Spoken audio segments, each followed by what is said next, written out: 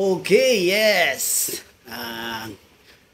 Good afternoon mga boy. Ang oras natin ngayon is 4:30 ng hapon.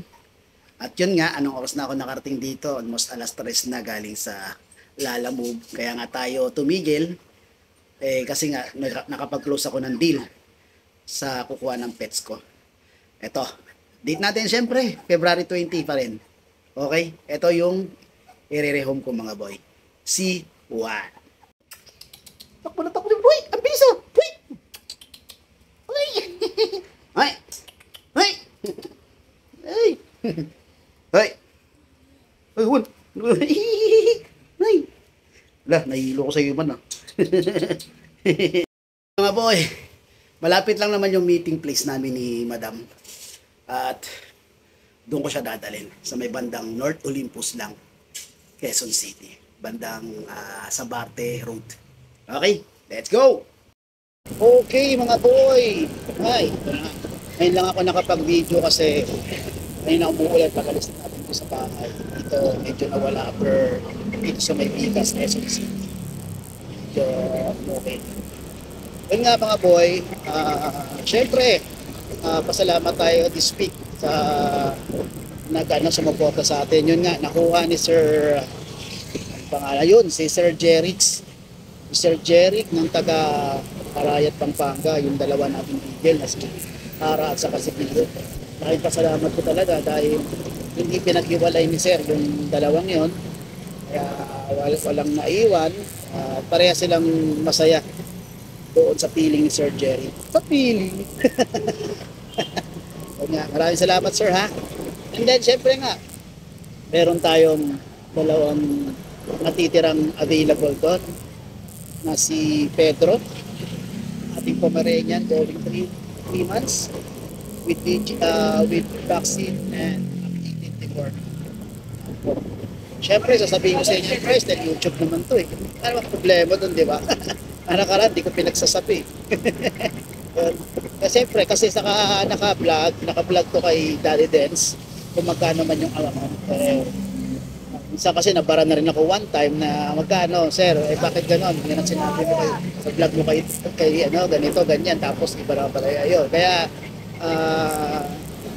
masabi ko yung price talaga, according sa vlog na pinaano ko. 6,000 po. 6,000 po yun si Pedro. At sagat na po yun, wala na pong bawas. 6,000 yun. From 8,000, naging 6,000 na lang para po. Pagkaroon na siya ng 4 parent. Then ito, dala-dala ko na si Juan ay magkakaroon na po na 4 parent. Ang 4 parent niya ay dati rin nating buyer natin siya. Si Madam Marjorie na nakakuha kay Ruru sa Grotto Pet Market. Kaya wala akong vlog regarding sa kanya sa pagre-rehome kasi nakakuha siya sa akin siya ng pet doon mismo sa Grotto Pet Market. Okay, then nandun pa si Dan, mga boy. Ang ating Black Shih Tzu na going 3 months na rin. Pre-mail din po yan. At with license pet, updated deworming. 6,000 din po yun. Sagad na po tayo dun ha. Wala na rin babawas. Kasi from 6,500, binawasan ko na po yan. 500. Regarding naman po sa pre-pet bag tayo. Pre-pet bag po tayo ha. And then, regarding sa pet transport, malaki ang bawas po niya kasi mga dog po naman niya. Hindi sa akin magagalit ng mga pet transporter kung magkano man niya. Pet transport dahil aking pet yan. Siyempre.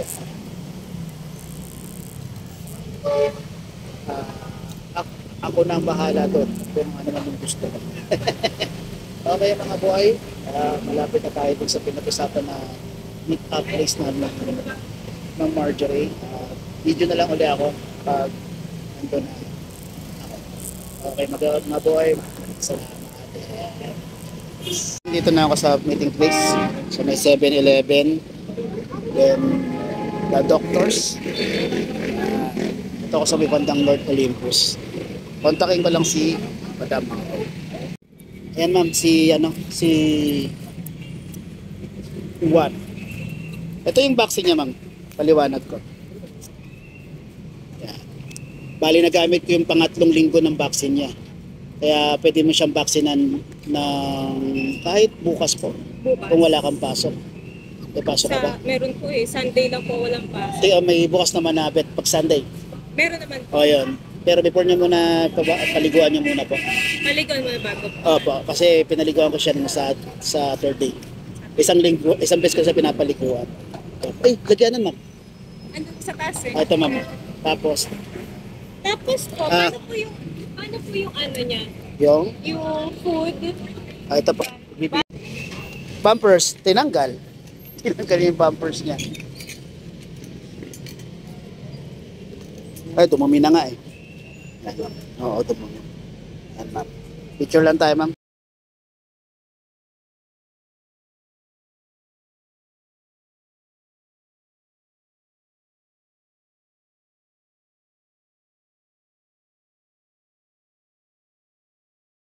Okay mga boy, narehom na natin si Juan kay Ma'am Marjorie na taga De La Costa 4, San Jose del Monte. Ma'am, ikaw na po bahala kay Juan. Siyempre, panibagong for bibil naman. Okay mga boy, siyempre, kung sino man yung gusto mong kumuha o mag-rehome sa dalawa nating natitira na Shih Tzu sa Pomeranian, PM lang po tayo sa Ashken Kennels sa ating FB account. Kung saan doon pina-upload yung mga video nila kung kumakain, nangungulit, yan. Everyday yan mga boy, nag-upload ako sa dalawang video, picture yan minsan. And then, syempre, ay nakaligpit minsan doon na mga video regarding sa pagbablog sa kanila ng pagre-rehome at pagbibit sa kanila.